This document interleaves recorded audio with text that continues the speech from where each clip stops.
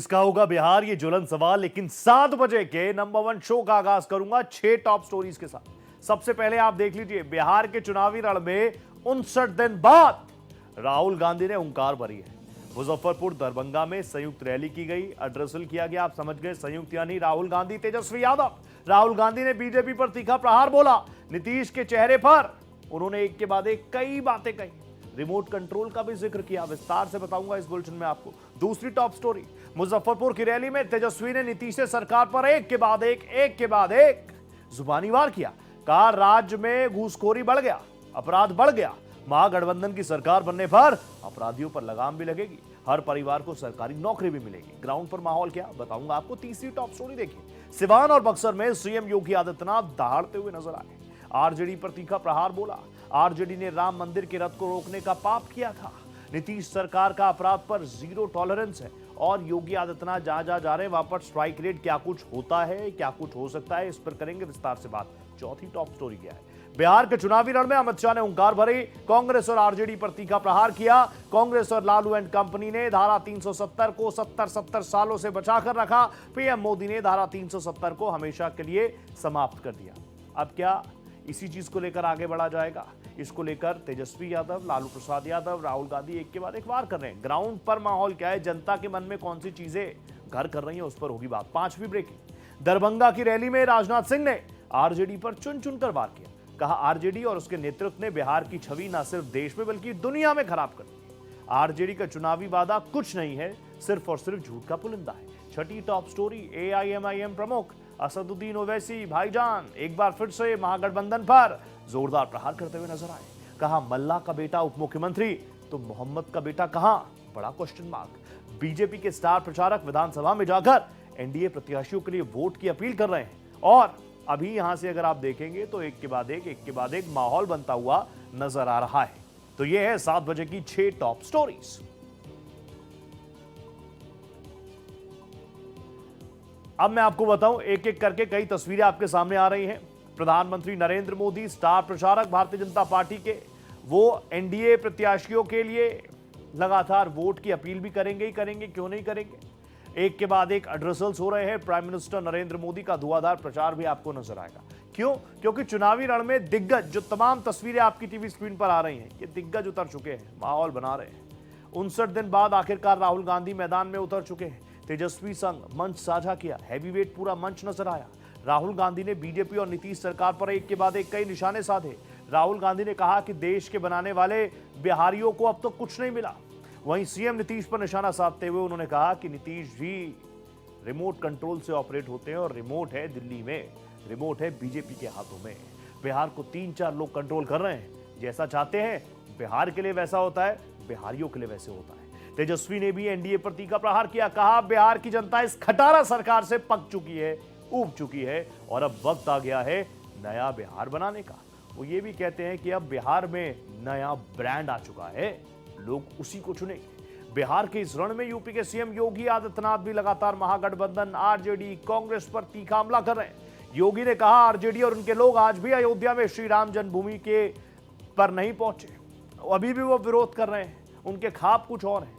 सीतामढ़ी और उसके आसपास के क्षेत्रों में मां जानकी के भव्य मंदिर के निर्माण और कॉरिडोर के विकास के लिए किए जाने वाले कार्य का भी ये लोग विरोध कर रहे हैं। तो वहीं गृह मंत्री पर आ जाइए, अमित शाह भी लगातार घूम रहे हैं, दरभंगा पहुंचे, महागठबंधन पर एक एक करके तीखा वार किया।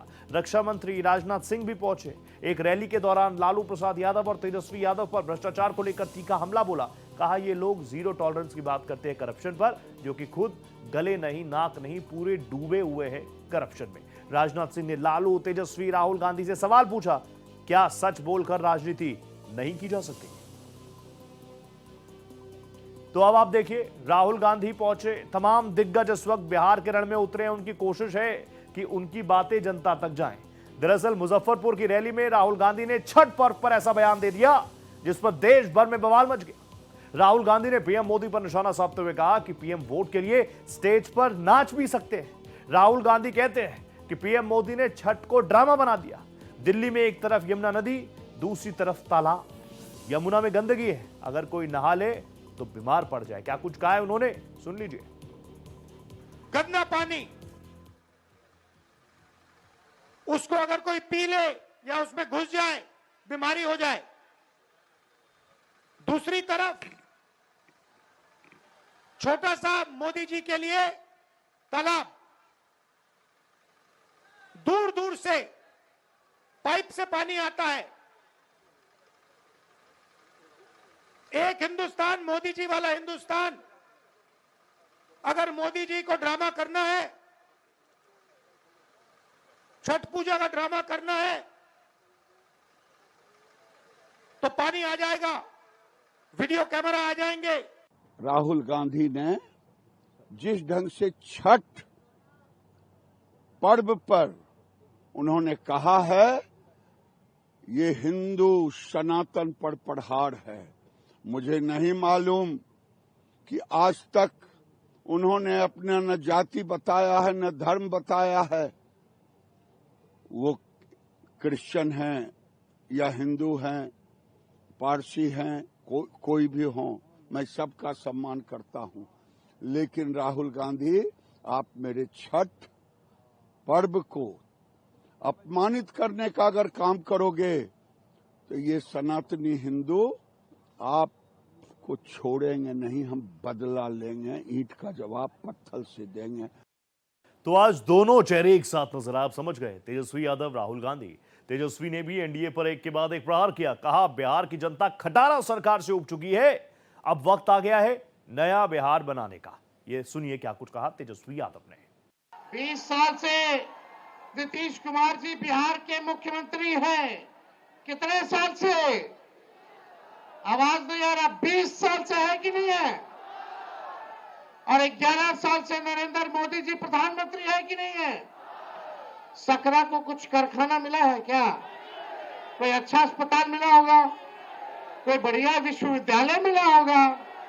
लोगों को सरकारी नौकरी रोजगार मिला होगा? नहीं मिला, कुछ नहीं मिला। केवल घूसखोरी बढ़ी है कि नहीं बढ़ी है? थाना ब्लॉक चले जाए, घूस देना पड़ता है कि नहीं देना पड़ता है? हम लोगों ने जो घोषणा की है,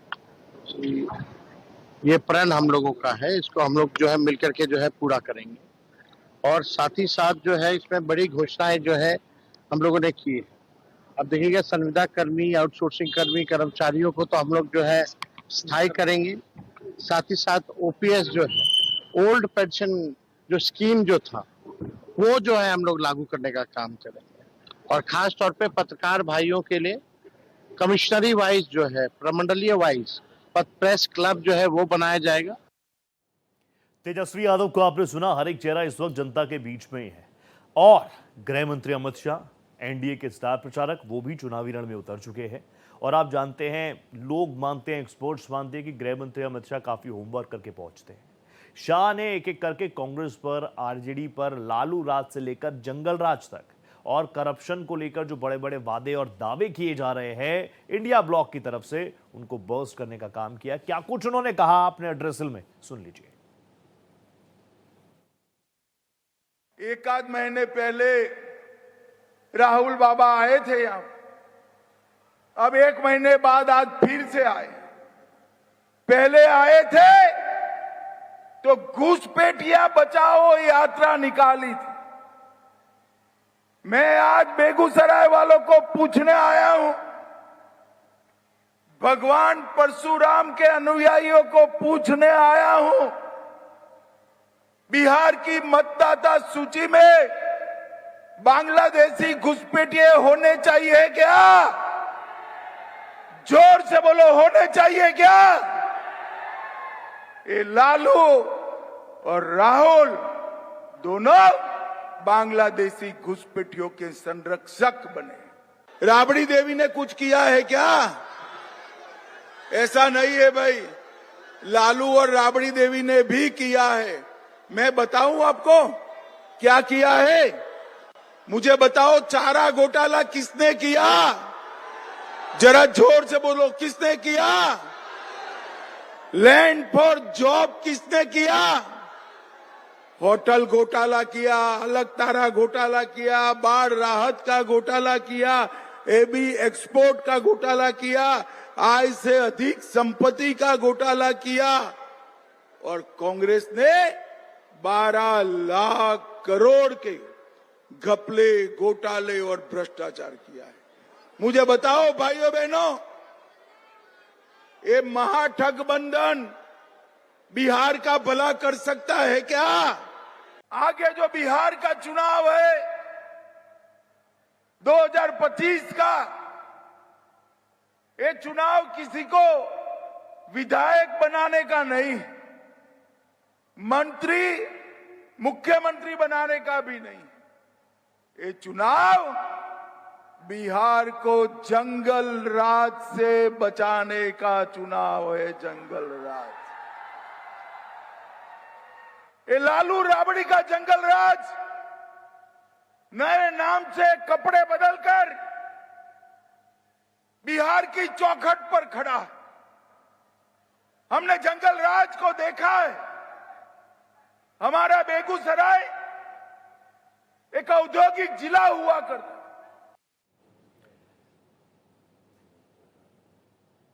रक्षा मंत्री राजनाथ सिंह ने दरभंगा में रैली की। आरजेडी पर एक के बाद एक निशाना साधा। राजनाथ सिंह ने आरजेडी और उसके नेतृत्व पर बिहार की छवि न सिर्फ देश में बल्कि दुनिया में खराब करने का आरोप लगा दिया। राजद अध्यक्ष लालू प्रसाद यादव का नाम लिए बिना ही दरभंगा की चुनावी सभा में रक्षा मंत्री ने कहा कि बिहार के एक वरिष्ठ नेता और पूर्व मुख्यमंत्री के पूरे परिवार पर भ्रष्टाचार का आरोप है, जो दुख का विषय है। सुनिए क्या कुछ कहा रक्षा मंत्री ने। रखना चाहता हूं, जब इन लोगों की कांग्रेस की आरजेडी की सरकार थी तो 10 साल में इन्होंने बिहार को केवल 2 लाख करोड़ रुपया दिया और हमारी एनडीए की सरकार ने उतने ही साल में बिहार को 15 लाख करोड़ रुपये दिए हैं। बहनों भाइयों, यह बिहार के इनकी सोच है। जैसे लगता था कि लोगों के शासनकाल में बिहार राज्य के विकास पर बिल्कुल ब्रेक लग गया है। बहनों भाइयों, इस ब्रेक को यदि कोई ब्रेक कर सकता है, यदि तोड़ सकता है तो केवल एनडीए ही तोड़ सकती है। आपने देखा यहां पर राजद के लोगों ने किस तरीके से बिहार को केवल हिंदुस्तान में ही नहीं बल्कि सारी दुनिया में बदनाम किया।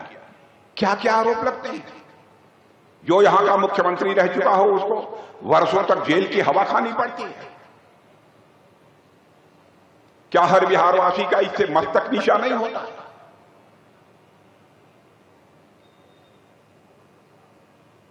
बहनों भाइयों, कोई बिहार के वरिष्ठ नेता हैं, लेकिन मुख्यमंत्री रहते हुए राजद के उन नेताओं ने जो कुछ भी किया, आज पूरे परिवार के ऊपर भ्रष्टाचार का आरोप लगा हुआ है। आज 59 दिन बाद राहुल गांधी वापस बिहार के रण में हुंकार भरते हुए नजर आए। मुजफ्फरपुर में संयुक्त रैली की। साथ नीतीश कुमार के लिए एक के बाद एक, एनडीए के लिए एक के बाद एक वार छोड़ते हुए राहुल गांधी जी नजर आए। उन्होंने बीजेपी पर निशाना साधा, नीतीश सरकार पर निशाना साधा। कहा नीतीश कुमार के 2 दशकों के शासन के बावजूद बिहार में लोगों को प्रगति से वंचित रखा गया। क्यों? नीतीश के लंबे कार्यकाल पर सवाल उठाते हुए गांधी ने कहा कि बिहारियों का बिहार में कोई भविष्य नहीं है, यही आपकी सच्चाई है।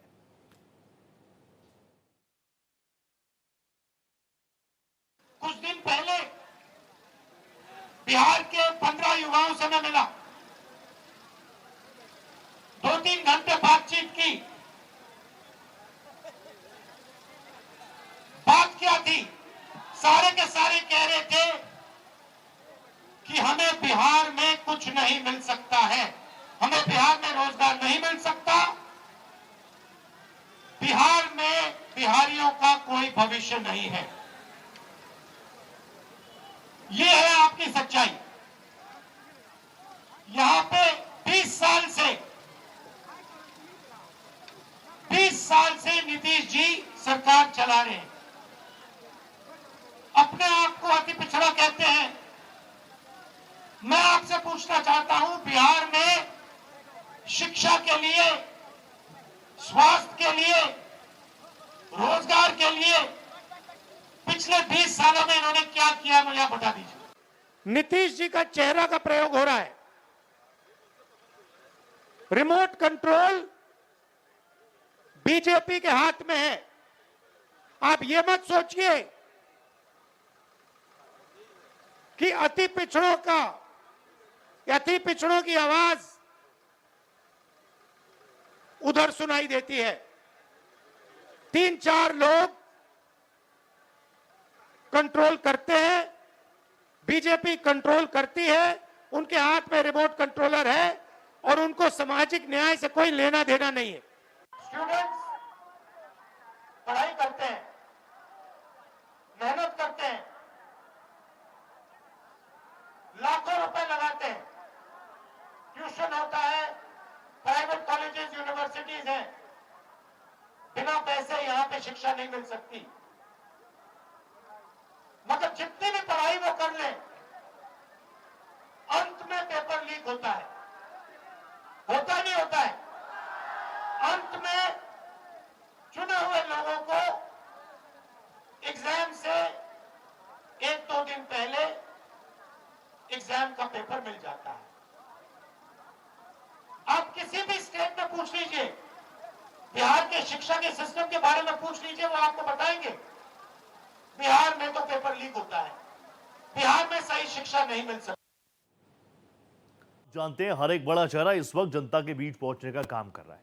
From prime minister Narendra Modi to leader of opposition Rahul Gandhi, हर कोई जनता के बीच है। लेकिन कुछ ऐसे फैक्टर्स होते हैं ना जिसको लेकर लगातार मंथन चिंतन होता है, कुछ ऐसे फैक्टर्स होते हैं जिसको लेकर तमाम नीति रणनीति पर काम आगे होता है। उन्हीं में से एक बड़ा फैक्टर बिहार में कम से कम है M. What is this M? Muslim factor. ये 2020 के बिहार विधानसभा चुनाव का आंकड़ा है, क्योंकि इलेक्शन के रिजल्ट आए, उसके बाद पढ़ाई लिखाई की गई, पता चला मुस्लिमों ने कौन से दल को कितना वोट किया। ओवरऑल आंकड़ा, ओवरऑल डेटा मैं आपके सामने रख रहा हूं। एनडीए को 2020 में सिर्फ 6% मुस्लिम्स ने अपना नेतृत्व करने की जिम्मेदारी सौंपी थी। महागठबंधन पर आ जाइए 76%, 76% मुसलमानों ने महागठबंधन के प्रत्याशियों पर अपना विश्वास व्यक्त किया था। जेडीयू पर आ जाइए, 5% मुसलमानों ने कहा था कि नीतीश कुमार, उनके साथी, उनके प्रत्याशी हमारा प्रतिनिधित्व करेंगे सदन में। उसके बाद आ जाइए एआईएमआईएम, असदुद्दीन ओवैसी हमेशा कहते हैं कि मैं तो लैला हूं, मेरे ही मजनू हैं। उनको भी 5% की जिम्मेदारी दी गई थी। 5% मुसलमानों ने उन्हें अपना रहनुमा चुना था। लोकसभा चुनावों पर आ जाइए, आंकड़ा बढ़ गया। आप सोच रहे होंगे किसका? महागठबंधन 75, 76 से 83 पर पहुंच गया। एनडीए 12% पर हो गया। आप सोच रहे होंगे अभी तो कम था। जेडीयू को हमने अलग दिखाया था, बीजेपी को हमने अलग दिखाया था। 6 और 5% 11, उसमें 1% का इजाफा एनडीए, इसलिए 12%। यह है पिछले साल की बात। 40 में से 30 सीटें एनडीए के पास। अब बिहार में वोटर्स कितने हैं? हिंदू वोटर्स हैं 81.99%। आप इसको राउंड फिगर कर लीजिए, 82% बिहार में टोटल पॉपुलेशन। मुस्लिम्स की पॉपुलेशन है 17.70%। बावजूद उसके हर कोई चाह रहा है कि अगर ये एकमुश्त वोट पड़ जाए ना तो मजा आ जाए, मजबूती आ जाएगी हमारे प्रत्याशियों पर। और क्या कुछ आंकड़े मेरी टीम ने तैयार किए। सीमांचल में 24 सीटें आती हैं, 4 लोकसभा की सीटें, 24 विधानसभा की सीटें। महागठबंधन को 24 में से 7 पर वो लड़े, 24 पर लड़े, 7 जीते। 29% की उनकी स्ट्राइक रेट रही। 33% पे आप देखते होंगे, एग्जाम देते होंगे, 33% पे आपको पास माना जाता है। तो कम से कम पूर्वांचल में 24 में से 24 सीटों पर प्रत्याशी उतारे, जीते 7, स्ट्राइक रेट आया 29%। फेल। एनडीए 24 में से 12, 50%। गुड। एआईएमआईएम ने 14 सीट्स पर प्रत्याशी उतारे थे और 5 पर जीत भी दर्ज की थी। हालांकि उसके बाद आप जानते हैं 4 जो थे विधायक वो चले गए दूसरे दल में, नाम क्या लेना आप समझ रहे हैं। तो उनका भी रहा 35%, यानी एआईएमआईएम भी सीमांचल में पास हो गई। और आप देखिए किशनगंज, कटिहार, अररिया, पूर्णिया, 45% से ज्यादा यहां पर मुस्लिम फैक्टर है, मुस्लिम वोटर्स हैं, इसलिए बहुत निर्णायक हो जाता है। इसलिए सीमांचल का आंकड़ा जब आप देखते हैं तो उसमें आपको आरजेडी भी बहुत एक्टिव नजर आएगी, क्योंकि बात होती है एमवाई की। आपको एआईएमआईएम भी बहुत ज्यादा एक्टिव नजर आएगी, क्योंकि वो कहते हैं कि मुसलमानों की भागीदारी सुनिश्चित करेंगे, सड़क पर भी, सदन में भी। और आइए, ये 4 सीटें हैं लोकसभा की, किशनगंज, कटिहार, अररिया, पूर्णिया। यहां पर मुस्लिम वोट निर्णायक है 24 की 24 सीटों पर। इस बार आप देखेंगे तो बीजेपी भी काफी दम लगा रही है। मुस्लिम फैक्टर पर हम लगातार बात कर रहे हैं, तो आइए शुरू करते हैं। कुल आबादी का परसेंट कितना है? 17.7%। मैं पहले भी बता चुका हूं। इसके अलावा आप देखेंगे तो 87 ऐसी सीटें हैं, 87 ऐसी सीटें हैं 243 में से, जिसमें 20% से ज्यादा मुस्लिम फैक्टर डिसाइड करता है कौन जीतेगा, कौन हारेगा। टोटल ओवरऑल सीट्स पर अगर आप देखेंगे तो एम फैक्टर का 90 ऐसी विधानसभा सीटें हैं जहां पर एम फैक्टर बहुत डिसाइडिंग होता है। और सीमांचल की 24 सीटें मैं आपको बता चुका हूं, 4 लोकसभा की सीटें, 24 विधानसभा की सीटें। इसमें 24 की 24 सीटों पर जिस तरफ ये मुस्लिम वोट बैंक गया उस तरफ बल्ले बल्ले हो जाती है, उस तरफ सेलिब्रेशन, जश्न शुरू हो जाता है। सीमांचल में 24 सीटें आती हैं, सीमांचल में 24 विधानसभा सीटें आती हैं और इस बार हर किसी की नजर इसी पर है, क्योंकि कहा जा रहा है गेम चेंजर यही। किशनगंज, अररिया, कटिहार, पूर्णिया, किशनगंज, अररिया, कटिहार, पूर्णिया, ये सीटें हैं लोकसभा की 4। इन्हीं के अंदर आप देखेंगे तो 24 विधानसभा सीटें आती है। किशनगंज में 68% मुस्लिम वोटर्स हैं, कटिहार में 45% मुस्लिम वोटर हैं।